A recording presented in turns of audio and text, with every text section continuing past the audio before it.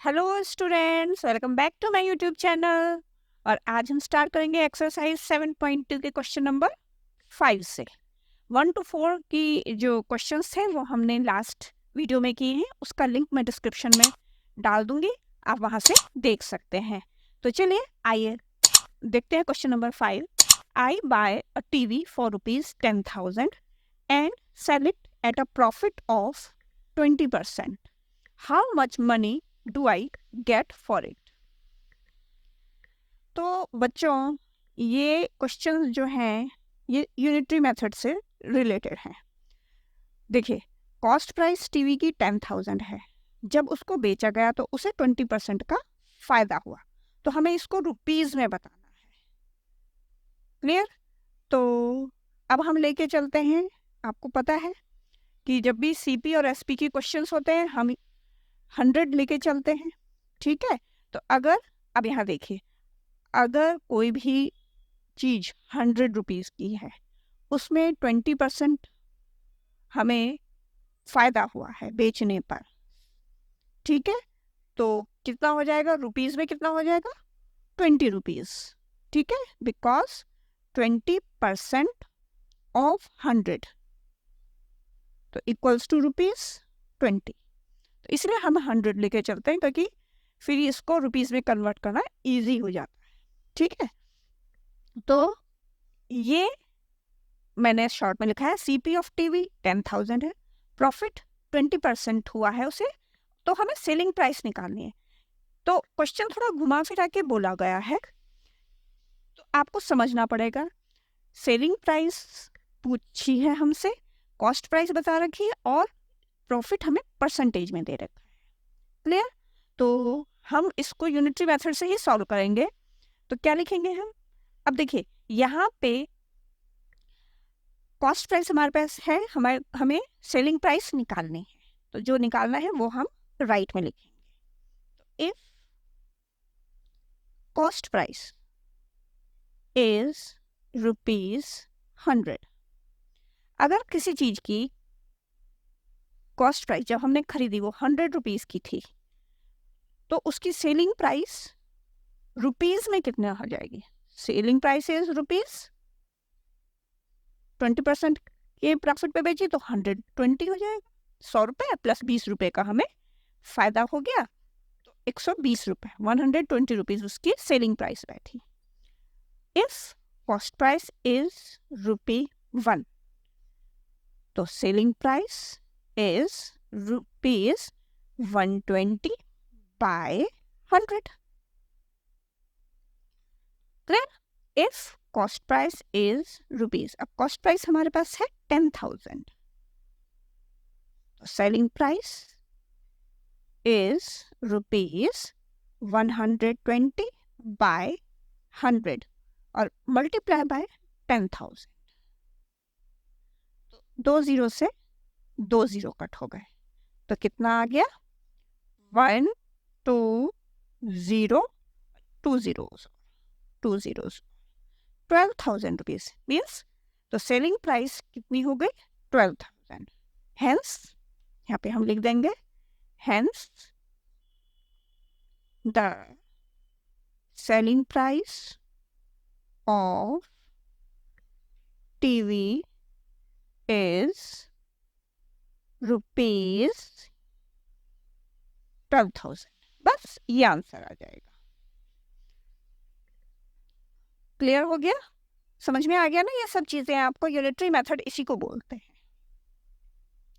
तो चलिए अब देखते हैं question number 6। Juhi sells a washing machine for ₹13,500. She loses 20% in the bargain. What was the price at which she bought it? अब यहाँ देखिए, सेलिंग प्राइस हमें दी हुई है 13,500। जूही ने वॉशिंग मशीन जब बेची तो उसकी कॉस्ट उसे मिली 13,500, जिसमें कि उसे 20% का लॉस भी हुआ। ठीक है, तो कितने प्राइस में उसने खरीदी थी? इट मीन्स कॉस्ट प्राइस इससे ज्यादा होनी चाहिए, ये आप ध्यान रखिए, क्योंकि लॉस में बेच रही है वो। क्लियर? तो ये क्लियर होना चाहिए आपको कि कॉस्ट प्राइस आपकी इससे ज़्यादा होगी, ये लॉस में बेचा है उसने। तो अब यहाँ 20% का मतलब 20 रुपीज़ का उसे लॉस हुआ है। अगर कोई चीज़ 100 रुपीज़ की है, 20 रुपीज़ लॉस में वो बेच रहा है, तो 100 में से 20 मीन्स 100 में उसने खरीदी और 80 में उसे बेच दिया। ये आप सोच के चलिए, क्लियर? तो हम वही चीज़ लिखेंगे। अब देखिए, यहाँ पे कॉस्ट प्राइस निकालनी है, वो राइट में आएगा। सेलिंग प्राइस हमारे पास है, वो लेफ्ट में आएगा। तो हम यहाँ पे लिखेंगे if selling price is rupees. अब यहाँ पे ध्यान रखिए, मैंने अभी बताया 100 की कोई चीज़ थी, 20% का लॉस हुआ, तो 80 में उसने बेच दी। खुद तो खरीदा 100 में, बेचा उसने 80 रुपीज़ में। तो सेलिंग प्राइस अगर 80 थी, तो कितने में खरीदा था? Cost price is ₹100। उल्टा लिख रहे हैं हम यहाँ पे, ये ध्यान में रखिए। कॉस्ट प्राइस खरीदा उसने 100 में और बेचा उसने 80 में, लॉस में बेचा है, क्योंकि हमारे पास यहाँ पे लॉस है। इफ SP इज ₹1, तो कॉस्ट प्राइस इज ₹100 by 80। ये 3 लाइन्स अगर आप याद रखेंगे तो क्वेश्चन आपका सॉल्व हो जाएगा बहुत इजीली।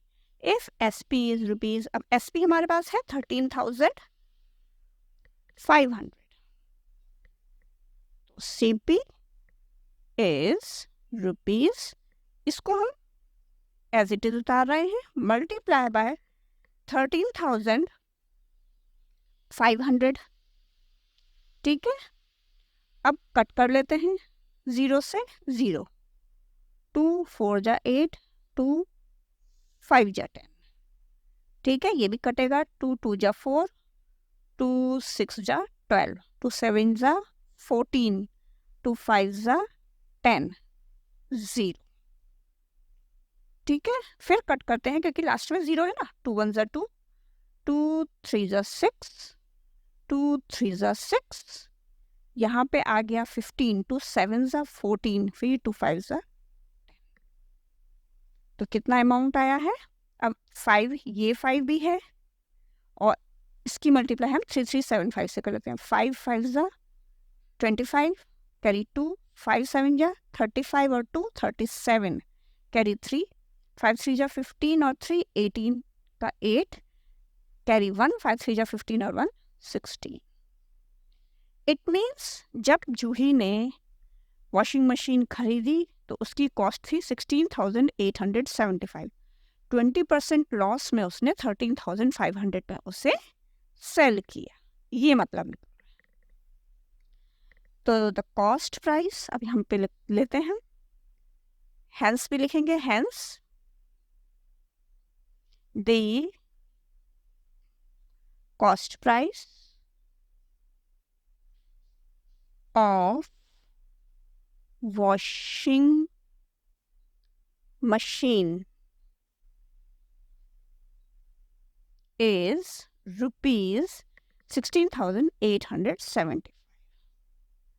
तो बहुत सिंपल वे है, बस आप ये समझ लीजिए कि लॉस में 20% या जो भी जितना भी परसेंट है वो हमें माइनस करना होता है 100 में और प्रॉफिट में ऐड करना होता है।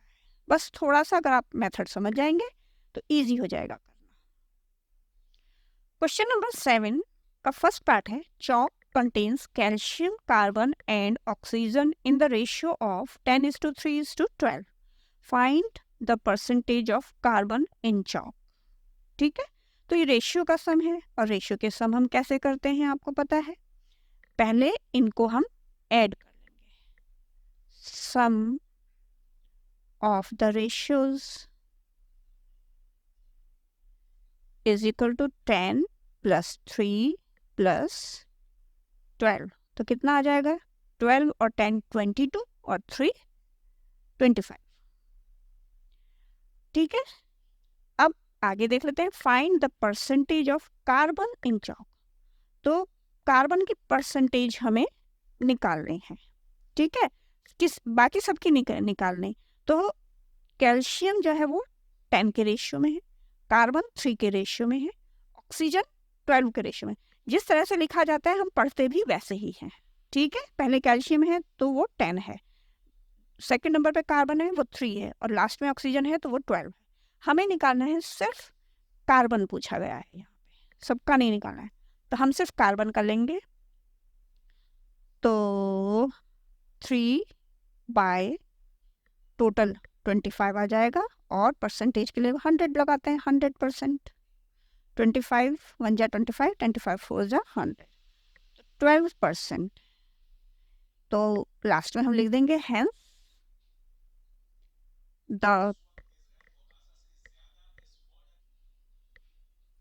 the percentage of carbon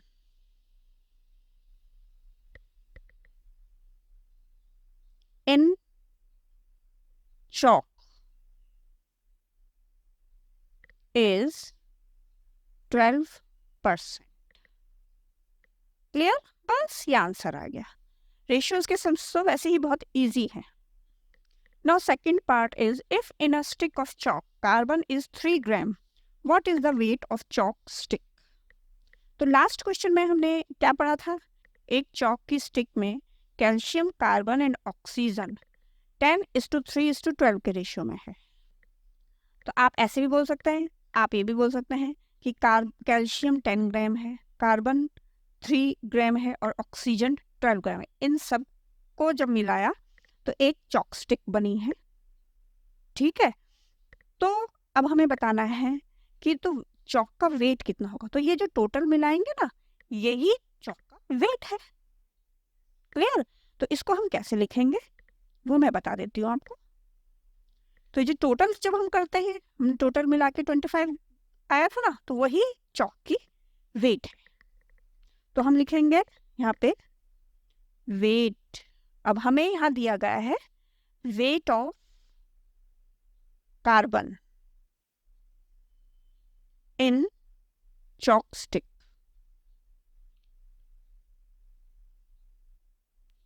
3 ग्राम, और रेशियो भी 3 है,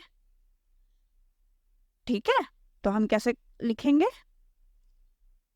कि 3/3 multiply by 25 gram.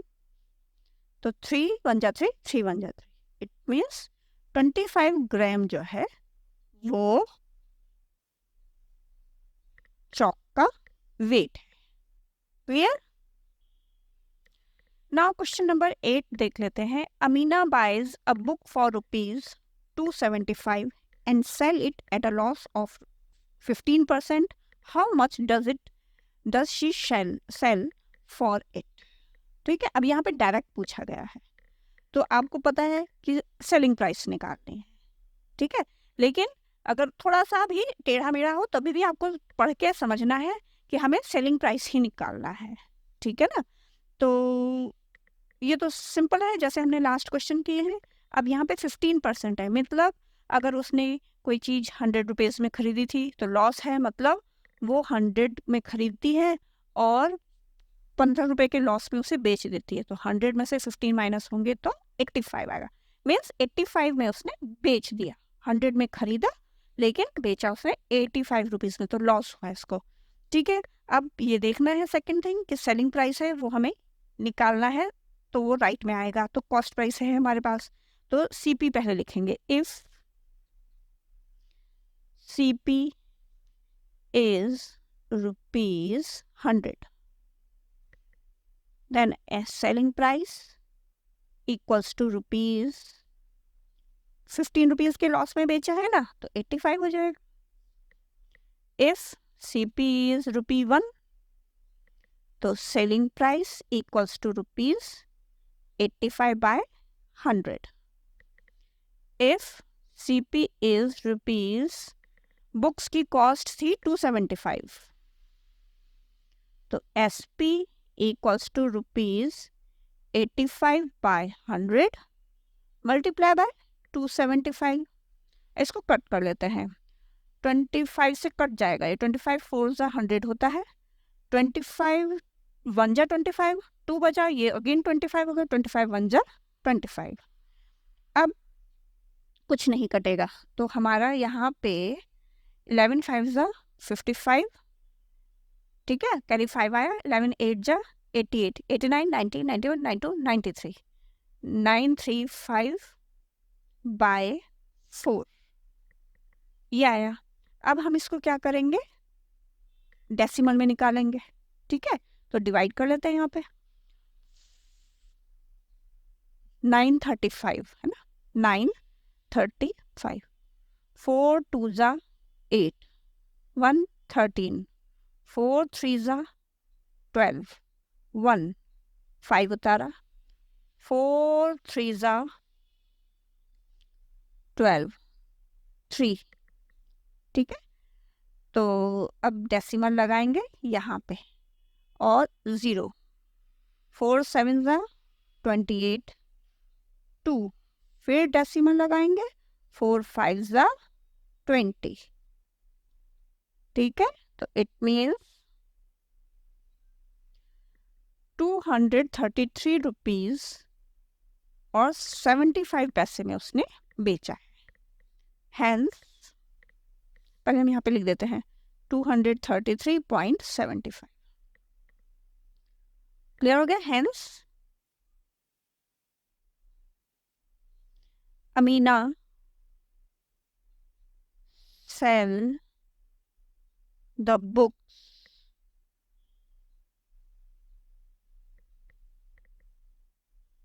in rupees 233.75 rupees 75 पैसा में उसने बेची। तो ये आंसर आ गया आपका। तो उम्मीद करती हूँ अब आपको ये चीज़ें अच्छे से समझ में आ गई होगी। बहुत हमने इनकी प्रैक्टिस कर ली है, बहुत समझ गए हैं आप, है ना, और बहुत समझा दिया है मैंने। फिर भी अगर कोई प्रॉब्लम हो तो आप कमेंट सेक्शन में मुझसे लिख सकते हैं, बोल सकते हैं, ठीक है। आज हम यहीं तक रुकेंगे, बाकी क्वेश्चंस हम नेक्स्ट वीडियो में करते हैं। Till then take care, good bye.